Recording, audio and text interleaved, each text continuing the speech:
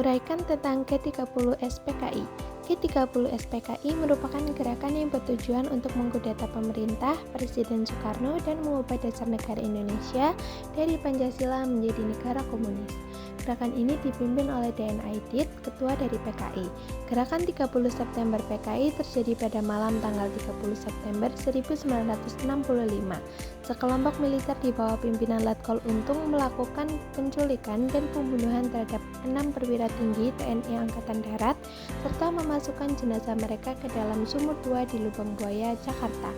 Kemudian kelompok tersebut menguasai 2 sarana komunikasi penting, yaitu Radio Republik Indonesia (RRI) di Jalan Merdeka Barat dan kantor telekomunikasi yang terletak di Jalan Merdeka Selatan. 10 nama pahlawan revolusi G30 SPKI.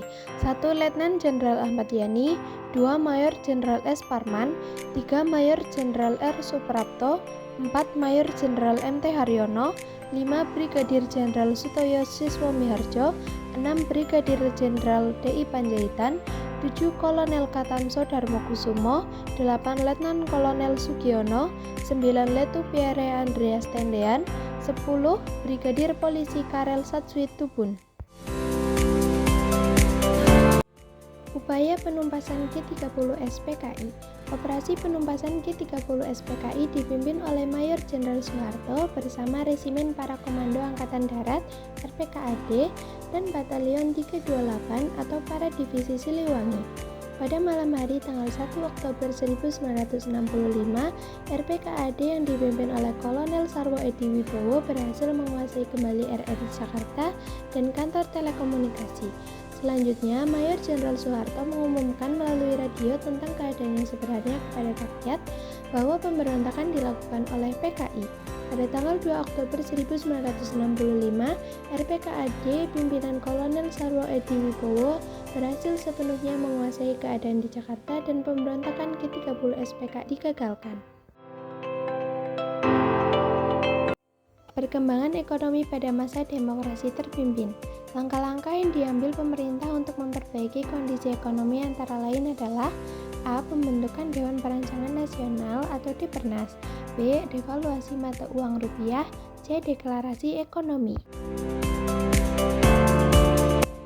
Depernas dibentuk berdasarkan Undang-Undang Nomor 80 Tahun 1958 dan Peraturan Pemerintah Nomor 2 Tahun 1958.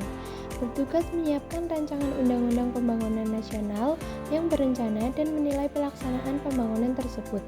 Diketuai oleh Muhammad Yamin dengan 50 orang anggota, dilantik oleh Presiden Soekarno pada 15 Agustus 1959. Devaluasi.